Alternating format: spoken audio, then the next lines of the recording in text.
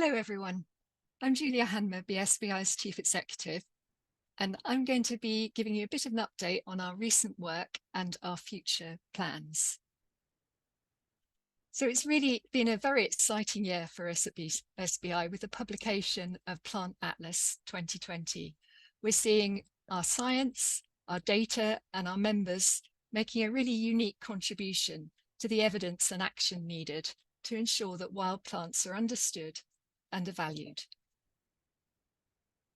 So I'm going to take you through an update against our three goals in our strategy. And the first one is building a diverse community of botanists to sustain and develop the skills base. And of course, training and skills is key to building and supporting the botanical community. And that's where we're so fortunate in having so many members leading and organising training for all sorts of different levels, from beginners through to experts all around Britain and Ireland. And these photos just show a small selection of these. On the right, you can see the Aquatic Plant Project in Ireland. And in the middle, some of our Scottish workshops. And on the left, the Recorders Meeting in England. A huge thanks to all our members who've planned, led, or helped out at training events this year. It's fantastic to see all you've done. And this year, we've taken on running Identiplant. This is a really popular plant identification course for beginners in serious botany, with modules and practical work through the field season. And I did the course last year, and I can really highly recommend it. Participants often go on to become long-standing botanists, and this year we had 200 students and over 42 tutors. We're looking to expand our coverage, and we recently held 2 workshops to recruit new tutors, and we've been really successful in getting lots more tutors involved for next year. So if you're interested in taking part in Identiplant next year, applications open on the 1st of December, and that's when our training grants also open on the 1st of December. Huge thanks to Brenda Harold and the Identiplant management team who've developed this course, and of course to all the tutors as well. Another thing we've taken fully in-house this year is the coordination of FISC. These are our botanical skills assessments. And this year we've run 26 FISCs for nearly 400 people. And we've recruited and trained and supported 5 new assessors in delivering their first FISCs this year. And we built on our QA procedures as well. So we're continuing to see really high demand for FISC assessments, and we're looking to expand our geographical coverage. If you're interested in becoming an assessor and have a FISC level 5, do get in touch with Chantal Helm, our training coordinator. And we've got a FISC assessor recruitment event coming up soon on the 27th of November. If you're interested in doing a FISC, we now have a central list where we can send you details of FISC when they become available as well. Many thanks to Sarah Wild and Sue Dancy, who developed FISC, and to the FISC Development Working Group for all their work on maintaining and developing the standards, as well as everyone involved in delivering FISC. And another new thing this year is Amanda Tuke from our Skills and Training Committee has worked to engage beginner botanists from diverse backgrounds. She's led a group who've piloted pavement walks in 3 urban areas. And based on this, they produced some guidance and tips to encourage more of you to lead walks for beginners in your area. And Amanda will be presenting the results of this at the British and Irish Botanical Conference in Newcastle on the 2nd of December. Another key area in building the botanical community is having the right support in place. And as we've had a fair few changes in our country support team over the past year, I wanted to give you an update on the teams and their roles. And down on the right there, you can see Chantal Helm, who I mentioned, who's our training coordinator and coordinates Identiplant and FISC. And then James Harding Morris is our country support manager. And James's role is to put in place support across Britain and Ireland for our BSBI's county recorders everywhere. And he and the team are really interested to hear from you on any guidance or support or ideas you have for improvement in that area. And then Matt Harding, our Scotland officer, and Bridget Keehan, our Ireland officer, support botanists and recorders day to day in those countries. And recently, Jen Farrer has joined the team as our Northern Ireland Botanical Skills Officer. So Jen's working on a new 5-year skills and evidence project funded by DARA, and that's teaching plant identification skills and field recording skills and engaging more people in recording and also in the National Plant Monitoring Scheme in Northern Ireland. And if you'd like to get updates on what the team are up to and their work, you can sign up on our website to our BSBI Recorder e-newsletters, which come out once a month. So moving on to the next strategic goal, our science and data. Of course, the huge achievement this year has been the publication of Plant Atlas 2020, a really exciting culmination of many years of work. We published it as a book with thousands of copies already sold. Also, there's a website with free access to all the species data, the interactive maps, the trends and the photo galleries. And we also published the 2 summary reports for how our flora has changed in each of Britain and Ireland. And all of this is thanks to you all, to the dedication and expertise of thousands of botanists who took part in the Atlas project over the years. So thank you so much for all the amazing work you've done on this. And many thanks also to UKCH, who we worked in partnership on the Atlas. So in March, when we launched the Atlas, we had a whole series of launch events around the different countries we cover. And we had ministers speaking at 3 of those and very strong engagement with policymakers, as well as widespread media coverage and reach and profile. We got some really good coverage across TV and radio and printed press and social media. But the launches were also a wonderful chance to get together to celebrate the Atlas project with cake and with just meeting up and seeing each other. So thanks to you all, we now have this amazing picture of the state of our nation's flora and how it's changed, which provides a really powerful evidence base for policy, conservation and research going forward. And we're really trying to maximize the use of that. And I want to give you 2 examples now of how we're using Atlas data to put plants' needs at the heart of land use decision making.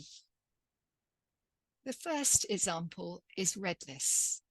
These are assessments of threat status based on internationally recognized IUCN criteria. The Great Britain Red List for plants was last published in 2005 by Cheffings and Farrell and is based on the previous BSBI Atlas's data. And thanks to all the efforts of everyone involved in the latest Atlas, we now have a new verified data set to update the GB Red List with and compare the 1987 to 99 data with that of the latest Atlas of 2000 to 2019. And Natural England have provided funding for BSBI and UKCH to work together on this, and we aim to publish the new GB Red List by March 2025. And after that, we'll look at other country red lists, which very much depends on the availability of funding in each country. The second example I wanted to give is botanical heat maps. We've developed these with Natural England through the Natural Capital and Ecosystem Assessment Programme. And these were originally developed to ensure trees are planted in the right place rather than in the wrong place, like the ploughed bog in this picture. But heat maps are now being used in a wide range of different projects, as well as tree planting, as a tool to target positive conservation measures and ensure that land use decisions cause no harm to species-rich open habitats that are so important to biodiversity and carbon storage. And we've had discussions, some very early, others more advanced, about working with government agencies in other countries, in Scotland, in Ireland, and in Wales, on a partnership approach to developing botanical heat maps in each of those countries too. So now that the Atlas is published, what's next? Well, Kevin Walker, BSBI Head of Science, has been developing our 5-year science strategy. Many thanks to those of you who took part in the consultation over the summer. We had 250 responses from members and partners. You can see some of the results here. Climate change and non-native invasive species is coming high on the list. This winter, we'll be using the strategy and the consultation feedback to plan our new science projects and surveys for the next 5 years. This year, we've also been testing a new BSBI recording app, which allows you to enter data on smartphones in the field, with records being GPS tagged, or on a desktop back at home. The app allows for really fast entry of individual records or site lists, and there's options to add additional information, such as status, habitats, or photos. It can allow you to map records, and the records are synced directly to our plant distribution database. So thanks very much to everyone who's been involved in helping with testing. We're refining the app so it can be released fully for the recording season in 2024. Finally, our third goal is disseminating information to drive a passion for plants. And there's been an amazing, wonderful range of field events this year, from the annual summer meeting in Killarney to a whole range of other meetings around Britain and Ireland. Many thanks for all of you who lead and organise these events. For our indoor events, we're also often still recording talks, so do look at YouTube, our channel on YouTube, to view those recordings, just like we're recording tonight's events as well. And then our handbooks are also now available as ebooks. And Liz Kungu, our handbooks editor, would be delighted to talk to you if you're interested in working on a handbook in future. We're looking for authors, for editors, for proofreaders and illustrators. And as an author, you could work collaboratively, for example, with a referee, and especially on a mini handbook for a smaller taxon group. So do get in touch with Liz if you're interested in finding out more. We also continue to work to raise the profile of wild plants and botany, and we've recently started publishing rare finds to encourage and celebrate recording. So if you know of an exciting plant find in your county, do let us know, and we'll work with you to spread the word to our media contacts. And then on social media, we're present on a growing number of platforms that you can see here. And if you're thinking you'd like to get involved in a new social media platform that you haven't been on before, Louise Marsh, our communications officer, has guidance. She'd be very happy to share with you. This has been a real whistle-stop tour, an update on our recent work and some of our future plans. I just want to say a huge thank you to all of you, our members, to our partners and our funders, for all you do for wild plants, because above all, BSBI is about getting out and enjoying our wild plants, and I look forward to doing that with you over the year to come. Thank you very much.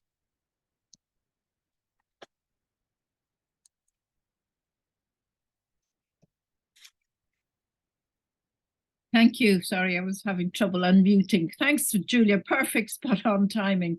I think there's one question. I had one small question. That really is kind of, it gives hope, I think. Not hope, but just there's so much going on. You know, the life after Plant Atlas 2020. So it's great to see. I also, by the way, note that there's 70 to 71 people attending this. So that's a terrific number of people. So I have just one question, which is about the heat maps. For various reasons, I think it's focused only on England. Is there a plan to do it for the other countries?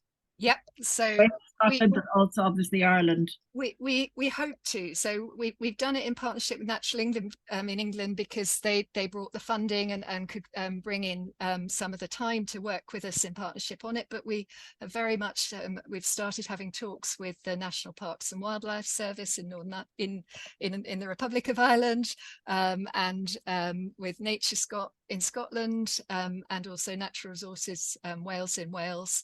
And it will depend on it is very much a partnership. So we work with each of the agencies, and they need the time as well to work on the development of the maps with us. So we hope to do that, yes, and hope to extend that approach. And I guess the various committees will work with that. This is a related question in some ways. It's from Amy. Would the new BSBI recording app be linked with the NBDC data sets in Ireland, the National Biodiversity Centre in Ireland, or is it separate? So the app will be linked to our plant distribution database, and the records will go onto the database and stay in the holding area like the iRecord records do, and our county recorders will then verify them and they go into the database. So it won't be directly linked to other databases like the NBDC one, but obviously, you know, we do work with other organizations like NBDC and the National Biodiversity Network about mobilizing our data and making sure that it's used in the right ways as well. Yeah. Yeah, I think that's a matter for the Committee for Ireland and the NBDC, but it just goes to the BSBI database. Yeah. It's good. I'm looking forward to working with that new app. That's very exciting.